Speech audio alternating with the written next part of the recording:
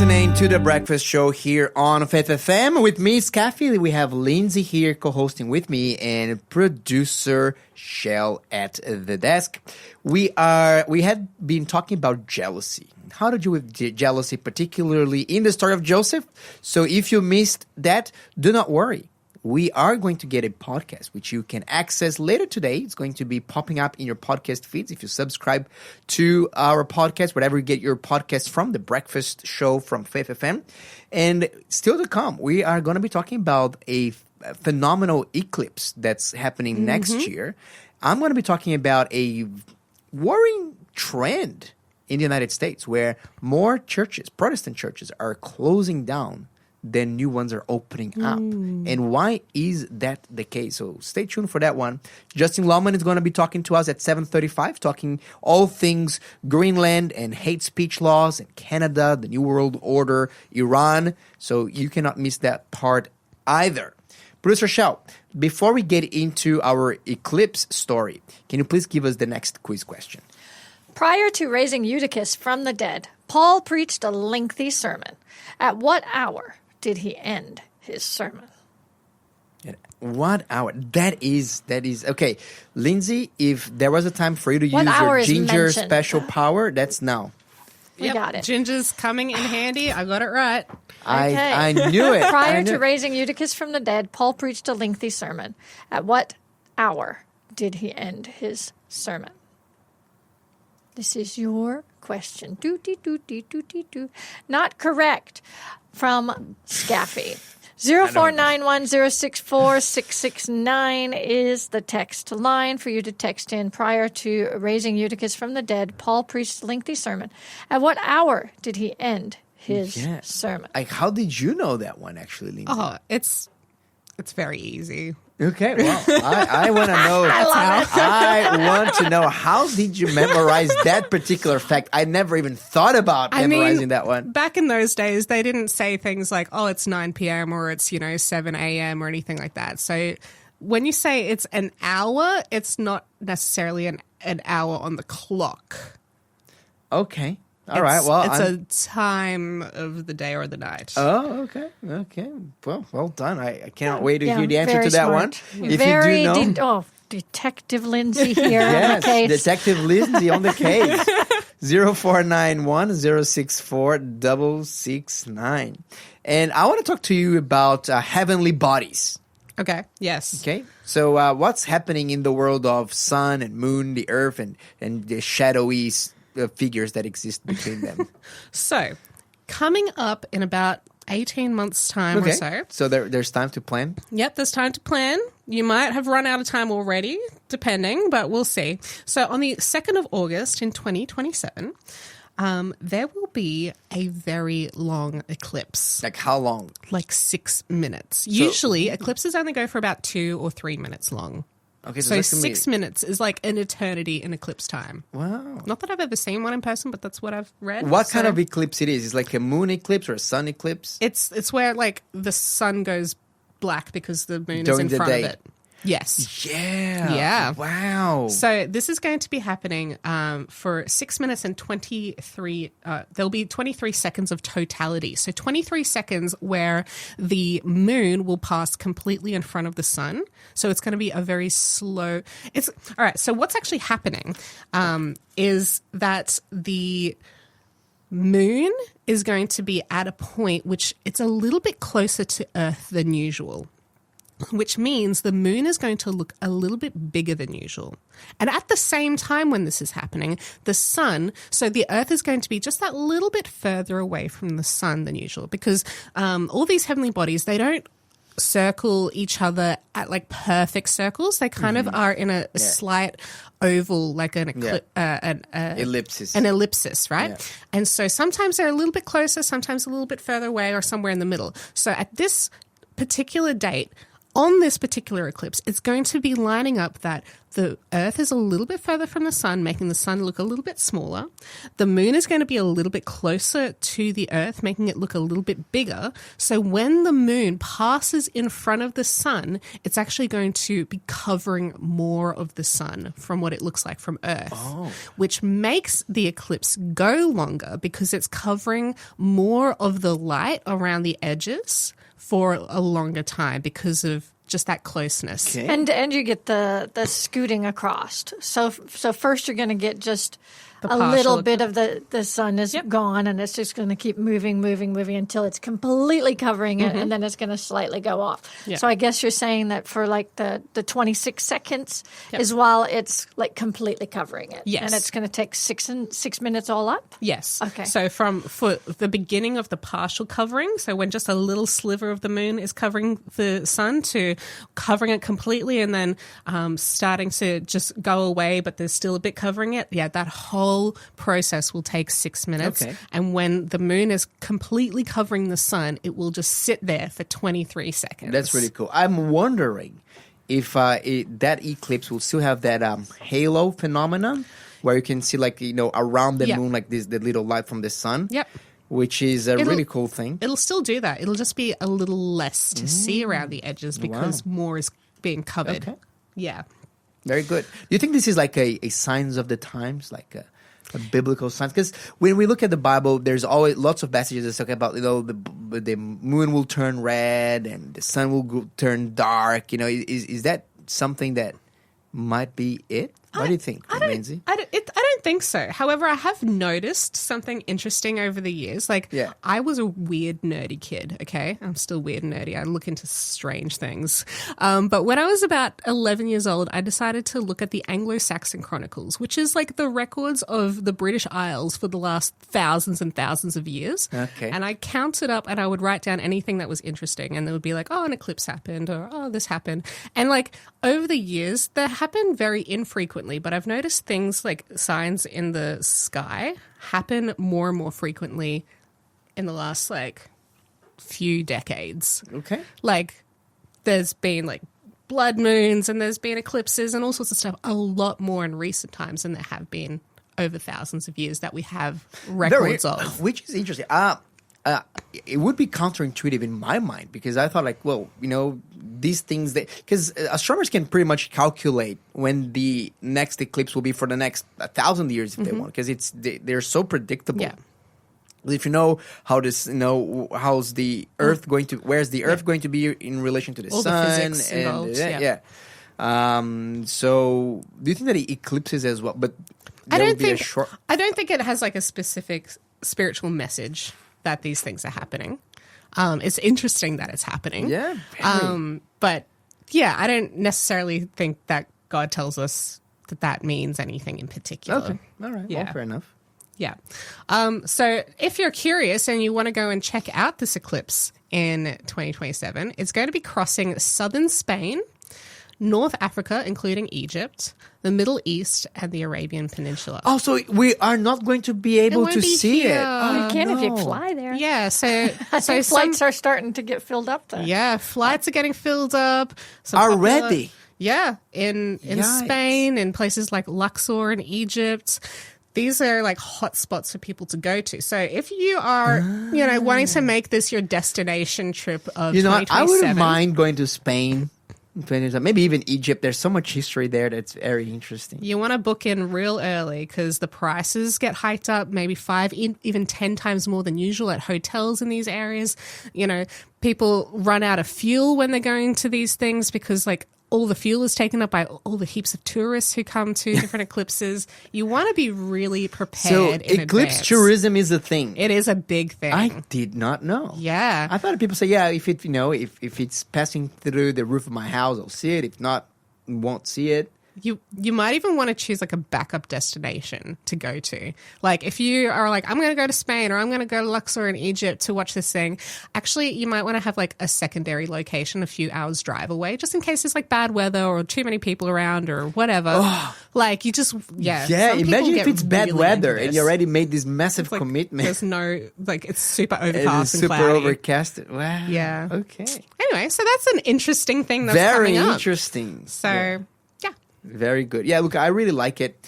I was thinking there was an Instagram video that showed up by a very famous Instagrammer. He happens to be Brazilian, by the way. His name is Chico Matos. Okay. And Chico Matos, he lives in the North Pole. In Svalbard in Norway, so as far north as you can get. Like, so he often sees like polar bears roaming in his backyard, kind of a thing. Wow, so cool. And he often films, auroras. And they released this video, and it became really viral of this really strange phenomenon. This tiny little light ball hovering to the sky and creating this massive aura around it. Oh, okay. And then it kind of exploded, and then, it increased and enhanced the aurora around it. Interesting. And they were looking at it, and they're trying to guess, like, what is this? Never seen something like that. And they were like, must be an UFO or something. Well, then someone shared that video with another Brazilian celebrity on Instagram. He has a channel called Space Today, and he is an astronomer, and he often like looks at these effects and decides what it is, because people were like in the video, they're like, wow, what is this? I've never seen anything like it before. What could it be? And finally the space expert guy says, hey, guys, this is not any UFO or anything like that. This is just like the booster of a rocket. Oh. And that's the kind of effect that you see, which is pretty amazing. By the way, Okay. if your radio friend would like to receive the link for that Instagram video, the original one that in the North Pole about that unidentified object, well, you can text me here, or if you'd like to get access to Lindsay's news, and so you can have the exact dates to when the eclipse is going to happen, so you can book your trip to Spain or Egypt next year, you can text us here to 0491 064 669, and we are more than happy to provide any information, any material that we've been quoting here, that we're mentioning in our show. It can be yours for absolutely free. You're listening to the Breakfast Show podcast on Faith FM. Positively different. And we are now going to review the answer to the quiz question. So what time of the day did Paul finish his sermon? Well, according to Acts 20, verse 7, it was midnight, until midnight. Okay. So it wasn't 12 p.m. It wasn't 11:39. Well, It 12 Somewhere in the p.m. is middle of the midnight to night. us nowadays, but it was midnight. And There the you midnight is go. that, yeah. There you go. Well done. which could have been any time, really, in the middle of the night. Yeah. All right. Well, let's talk about a very interesting article that popped through here through the Christian Post website. There has been released a Lifeway research report on churches in America, and one of the findings of that report is that in 2024, so this is a little bit of old data, so they took, I think, the 2025, they were processing it, and now 2026, they released this information. But in 2024, 4,000 churches closed in the United States, Protestant churches, while only 3,800 were started. This is a very new trend. Okay. Because 10 years ago, the number of churches that were popping up were way above the number of churches that were closing down. And they were asking the questions like, why is that happening? And one of the big reasons that they had presented is just like increasing secularization. People basically say, look, there's no real social cost anymore for not attending church or for moving church. If people go to church and they think that it's not no longer relevant to them, they're just going to stop going. It's not like in the 1950s, for example, which is just like this cultural expectation. It's just everybody goes to church. Like, well, what else would you do on a Sunday morning? Yeah, I was talking to my friend's dad recently, and he was saying that back in his early days, if someone didn't go to church on Sunday or at that time, like the boss would find out and would ask his employee, why weren't you at church on Sunday? What's going on? Like, you're in trouble. Wow. Like, your boss would get you in trouble if you didn't go to church. So, like, this social ramification is not really there anymore. Not really there anymore. And there is one element that was mentioned here as well, is this. And I want to talk to you about this one. is that more and more people, they believe that, hey, I do not need to be attending a church to be saved. It's true. That belief is definitely on the increase. And I actually want to talk to you a little bit about that element here. Because first of all, I asked myself the question, so who started with this idea, before, that outside of the church there's no salvation? Because we don't really find a Bible verse saying that you're saved by going to the church. Actually, you're saved by grace through faith in Jesus. So where did the idea comes from? Well, that idea was solidified in our minds in the exact year 1302. 1302 by Pope Boniface VIII. He wrote an encyclical letter, a papal letter, entitled Unam Sanctum, which means the one holy, like as an abbreviation for the one holy church. So it was a doctrine about the church. And one of the things that Pope Boniface VIII wrote into that letter was, if any person in the world does not subject themselves to the authority of the Roman pontiff, they do not have salvation, period. Okay. So I mean, like, if you do not submit yourself to the authority of the Pope in Rome, you're automatically lost, period. No conversations, no questions asked. So this is an idea that's been around for just over 700 years. About 700 years. However, in the Roman Catholic Church, they changed that when in the Second Vatican Council in the 1960s. Yep, so the 1960s, one of the things that the Roman Catholic Church realized that, hey, people are stopping attending church or they're moving to other churches, and we think that we're being a little bit too restrictive in our doctrine. And we're having reports from missionaries, and they are reporting on people that are not Catholics, they're not Christians, and still they particularly not Catholics, and they appear to be really, really great people. They appear to be moved by the Spirit of God. So have we missed the mark on that one? And they have been discussing this among other subjects, but this is one of the most important outcomes of what it's called the Vatican II Council. Went between 1963 and 65. So basically they get like a whole bunch of bishops from all around the world. They get to go to Italy, to the Vatican, and to Rome, and stay there for 2-3 years just talking about theology, which would be pretty interesting, I would imagine. And they came up with a new version of that doctrine. And they said, hey, if, yes, normally people would be saved through attending the church. However, there can be exceptions. And then they even mentioned, it can be like Muslims or non-Christians or even atheists of good conscience that are responding to the Holy Spirit, and they can also find salvation. Interesting. So that was in the 1960s. That was they call it the big last software refresh in the Roman Catholic doctrine. They call it the aggiornamento, like the updated, the new version of the church 2.0 for modern times, because they said, look, we need to catch up with times as well. So that is that story. It changed. Now, the other question that came to my mind is that, hey, how about the doctrine of the papal infallibility? Because one of the doctrines that the Roman Catholic Church held by is that when the Pope is writing something ex cathedra, like from an official position about an official subject on an official matter through it, like what he says is like it's inspired. It is just as good as if God has said it. Yeah.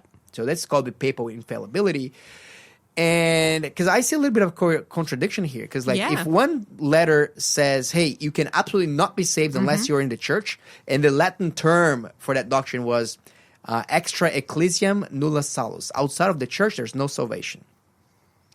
And so I see a conflict there between that idea that, hey, you cannot be saved at all unless you submit yourself to the pontiff of Rome, versus, look, this is... yeah, most people will be saved through that, but other people can be saved in different ways. In the Roman Catholic theology, they don't see a contradiction. They say, yeah, look, papal infallibility does not mean that we can expand on the subject and reinterpret it slightly to make it, because we're growing in your understanding. But what he said about most things, it is absolutely correct. We're just expanding a little bit on the interpretation. I don't know. Do you think that... It feels like cherry picking, or just like just choosing what you want to believe when you want to believe it. Yeah, look, to me, I hear them, but it still looks like as a little bit contradictory to me. Yeah. That being said, what do you think, Lindsay, about it? Do you think that people, just because they will they won't be saved by attending a church or not attending a church, it's not necessarily what's going to play into place. For what reason then should people go to a church or be a part of a church community? There's a Bible verse that goes something along the lines of, do not neglect the gathering of yourselves together, as is the practice of some. So even in Paul's writings, at the time of Paul, only a few decades after Jesus was on earth, and there's a bunch of Christians around the place, he's already dealing with people who don't want to turn up to church. He's already dealing with people who are like, oh, I don't really need to go. Mm-hmm. He's like, no, there is a great deal of value in turning up to a Christian community, having accountability with each other, having encouragement from each other. We go through a lot of struggles in this life, particularly as Christians. Every person on this planet is going through struggles. Christians also have a mark on us because Satan wants to attack us and wants to bring us down and wants us to not experience a full life and ultimate salvation, and so he really attacks us. And so when we're going through that kind of attack and that kind of those problems in life, the best thing for us is to go and be surrounded by other Christians who can encourage us, who can uplift us. We can do that for them. We are being, if we're neglecting going to church, we're being selfish. We're not allowing ourselves to be used by God to encourage others. We are thinking that we know better. And we don't need that encouragement. I know everything there is to know. There's nothing else for me to learn. I think that they definitely can give that impression. I think that a lot of people, they don't go to church because oftentimes they have been hurt by a church community in the past, or they're being burnt by it, and they're like, oh, I just need a bit of a break. But I agree with you. I think that assembling together with people in the church, it's, I would say, while not a point of salvation per se, it is a very necessary item for your spiritual growth. Yeah, because the church brings accountability, it brings opportunity to service, it brings, and you know what, it's actually a good, I'm going to say this, it's actually a good thing that sometimes there are conflicts in churches, because how else is God going to teach us how to deal with conflict? Amen. If we never have conflicts to practice. Yeah. You know what I'm saying? 100%. And what better place to be than in a place where people that are there, they're going because they actually don't want their wills to prevail, but God's will to prevail. They have the same book to resolve all the disputes, meaning the Bible. So the church is it's a formidable school. So my appeal is that if you have not been attending to a church for some reason, maybe because it was during COVID and you stopped attending and you found something better, you found a better preacher online and you're doing this, there is nothing like being part of a church community. Developing bonds with people that have the same hope as you do have. Serving together for the purpose and for the sake and for the benefit of those who do not have had the same opportunities as you had to listen to the gospel. You are robbing God, and you are robbing the church, and you're robbing the Christian community around you of your influence, of your gifts, of your talents that could be used for such an amazing, powerful impact to advance the gospel of God, and now it's not because whatever reason. So, do not put on Jesus' account something that Jesus did not cause to you. If you were hurt, look, maybe find a new church, but don't stop. You're listening to the Breakfast Show podcast on Faith FM. Positively different. Now it's the time for our weekly geopolitical update with none other than the man of the law, Justin Lawman himself. Justin, welcome to you. Great to have you, brother. What do you bring from the outside world today? Hey, Skafy. I normally start with overseas, but I've got to start with Australia today. Okay, well, let's do it. These hate speech laws. It's really hard to get a handle on what's in the 144 pages, and it's very nuanced and everything, but it really seems to be a terrible overreach by the government on my part. I the government has already hit some real troubled waters trying to get this through, because they were putting it through in what they call an omnibus. So the gun laws and the hate speech laws were all together. The Greens will support the gun laws, which you'd expect the Greens to do. And then when it comes to the hate speech, but they won't touch it. Their deputy leader is from originally comes from Pakistan and is of the Islamic faith. There's a lot of problems with this hate speech law that really, I think, is going to sweep up so many people. You know, in the UK, 12,000 people have gone to jail because of what they've posted on the internet. Wow. That's crazy. Well, it's nuts. People. Yeah. And look, and there was a caveat as well in that hate speech laws, Justin, you know, that they said, unless it is in the context of a religious discussion or religious study. But then you open up everybody that would be, they can say, hey, by the way, this is just a religious discussion. And then they can say whatever they want. So I don't think it was going to be an effective law at all. The only thing is that it's going to now make a crime is, instead of incitation of violence, we're going one step back now and say now incitation of hatred. So if you're saying something that might lead you to hate someone else or some group, that is going to be a crime. But then it's so hard to put your finger on and say, hey, what does it constitute that? And look, the real issue here that everyone's dancing around is radical Islam. And these laws aren't going to change that. Yeah. And it's just, it's taking away the freedoms that every Australian has enjoyed. You can have an argument. Sticks and stones will break my bones, but names will never hurt me. And we can win the argument and move on. And I just don't like that they are restricting our speech more and more and more. We already have hate speech laws. So that's happening Tuesday, the debate. Is something to pray about. If you're that way inclined, call your representative in your area and voice how you're feeling about it. The more noise it's made, the more they realise, hey, we can't touch this. This is toxic. So let's see what happens there. But that's something at home here in Australia, which I could see we could very quickly end up like England, where you can be prosecuted for sharing an opinion on Facebook. So, Justin, what would be like, the top points, maybe one or two points that you would, if someone was going to write down concern, what do you think, in your opinion, would be like the top most concerning issues with that bill?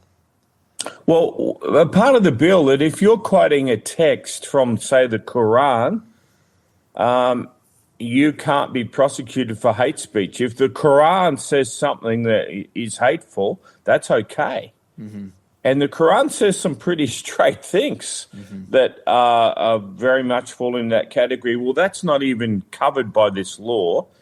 And the other part of the law is it's a perception of it's hateful. It doesn't have to actually... It might offend someone, and so even though no one is offended, that's enough. This is such an overreach. The main thing you'd want to express is we have hate speech laws. They've worked fine. Deal with the real issue. The real issue isn't speech. Yeah, absolutely. True. Well, it was violence. Yeah. 100%. Yeah. Well, just that's some really interesting updates here. And look, another thing that I noticed is that from time to time, there has been some laws that have been tried to go the rounds on Parliament, particularly laws restricting religious freedoms. And every single time these laws have been squashed, I'm wondering if you tell them or if I tell them, but I don't think that God is very pleased when people are starting to talk about, diminishing people's freedoms to worship according to their consciences. No, God's a libertarian. He allows us to make dreadful mistakes. Even though they're going to be a mistake, he'll allow you to do it. And if we reflect God, we should give people freedoms. Yeah, absolutely. I'm with you. Wow, that's a great start for the morning. That's a very important topic here. So, as Justin mentioned, communicate, talk to your representative, and express your concerns with that law. The more noise that it's done, the less overreach we will be ended up seeing. What about Greenland? I've heard some interesting things about Greenland as well. What's happening there, Justin? Because sometimes it's hard to really put a finger. Is America actually going to get Greenland by force? I don't think they'll need force. I think this is, I shouldn't laugh, but the French president came out and said we're going to defend Greenland and Denmark because Denmark owns Greenland. So they sent 15 troops. 15? And Finland sent 2. And there's a total of 33 or 32 troops have gone there to defend Greenland. So that's worth laughing about. I mean, at least in Sparta they have 300, right? So now we're trying to just give a tithe of that. Well, and he now, in response to that, Trump has said, okay, here's some tariffs for you guys. If you want to sell your cars into the United States, you're going to pay 25% tariff if I don't get Greenland. So he loves his tariffs. He loves his tariffs, and in Bible prophecy is you can't buy or sell unless you receive the mark. Yeah. That this tariff thing actually has a power. biblical application at the end of time. Yeah, some economic pressure. And Greenland, and this is the debate. Everyone's saying why they want it. They say, there's rare earths there. It's not about rare earths. This is Justin's opinion now. This is all Justin's opinion. They say, the ice is melting and it's going to be a big seaway because there'll be no ice. It's not about the ice. It is about the Golden Dome that Trump wants to build to defend the U.S. against an attack that would come from China or Russia across the top of the globe. That's why he wants this, in my humble opinion. I 100% agree. Look, I was talking to a friend of mine who's Danish, and of course, his opinion doesn't represent the opinion of the entire Danish nation. But I always like to talk to people from the country where when there's news involved. And he said, hey, do you guys as Danish people, do you feel really, really strongly about Greenland? And he says, no, I mean, Forget Greenland, it's there, right? we just spend money with Greenland. We don't get anything back from them. If the United States wants to buy it from us, give us the money and we'll be happy. And the Greenlanders, they don't want to be with the Danish either. They want to be independent for a long, long time. Yeah, of course they do. When Danish starts to become very precious about Greenland, it starts asking, maybe this is negotiation tactics, or am I seeing things here? Yeah. Well, America's had a number of bases. They have a big air base right up at the top of Greenland to this day, where their Space Force is based. And they've had 3 or 4 different bases during the Cold War. They basically abandoned them. They sold one of the towns back to the Greenland government for $1. $1 after they abandoned it. So it's a bit funny that he has to own it, but that's what's going on. And I have to say, one of the most significant things that's happened in the last week that hasn't got into the media sphere that heavily, the Canadian Prime Minister has visited China, and he's made a speech there where he describes a new world order which doesn't really involve the US currency being traded in, and he has really sided with China. Oh, wow. So Canada is joining that bandwagon now. Wow. I'm gonna make a prediction here, guys, that whatever Greenland is, Canada and their alignment with China will be 10 times that, maybe 20 times that in Trump's eyes. And we are going to hear a heck of a lot more. Because remember when Trump first got elected, he said that Canada should become a state of the United States. Remember that? Yes. It's still part of his plan, I reckon. This is a part of the Greenland deal. This is a part of hemispherical defense. Yeah. And if I'm in Canada today, I'm telling you now, guys, Trump is on the march here. He wants that whole hemisphere to be a part of U.S. territory. Wow. Yeah. Yes. Absolutely. Well, that is very interesting. And look, as you mentioned, I think that when we see the United States stretching their claws, so to speak, in terms of their influence globally, we cannot help but to think of Revelation 13 and the beast of the earth, and how the whole world would be asking, who can wage war against that beast? It's because the United States really is unmatched. When you look at Russia and China, the thing with Russia is that they have a lot of nukes, a lot of atomic bombs, but their military is nowhere close to what the United States represents in terms of military. Same thing with China. So I think that a lot of people should give way more credit to the Bible predictions about the United States as the last global superpower. And I think that not a lot of people know. By the way, we actually do have a resource, Justin, here that we're giving away, which is a free Bible study on the United States in Bible prophecy. Because I think it's pretty remarkable that the Bible predicted the United States of America to be the last global superpower hundreds and hundreds of years before the United States was even a dream in anyone's mind. Yeah. But a lot of people are not quite aware. They don't know. They heard about it, but they don't know exactly where to find these texts. But they can text us here with #USA, and we'll send that resource for them.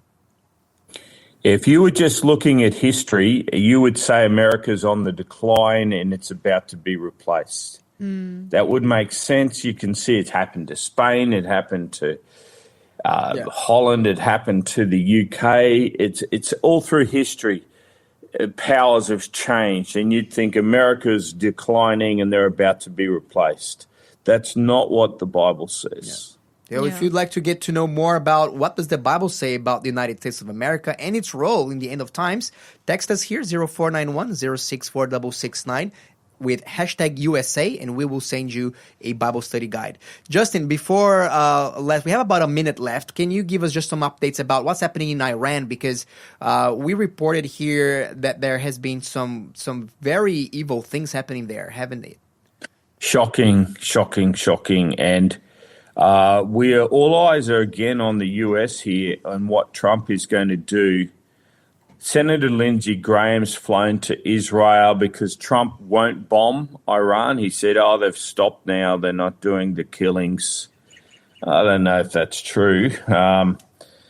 If America goes in and bombs, it's like Venezuela. He didn't replace the government of Venezuela because of what happened in Iraq when America came in and sacked everyone and replaced everything. It went to chaos. I think they're worried what will happen if they do take out all the leadership of Iran, what replaces it? And that's, I don't think America is necessarily going to go in and do anything there just yet. They're not. They're focused domestically on Minnesota and the problems they have internally right now.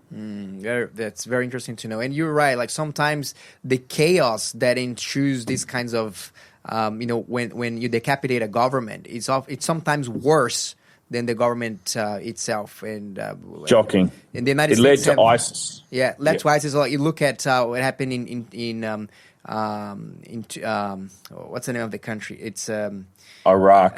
Yes, with Muammar Gaddafi. Is it Tunisia? Libya. Libya is one example. Now it became an ISIS stronghold, where before it was, they had a bad dictator, but at least they had order. So it's a very, very difficult trade-off, this one, to calculate.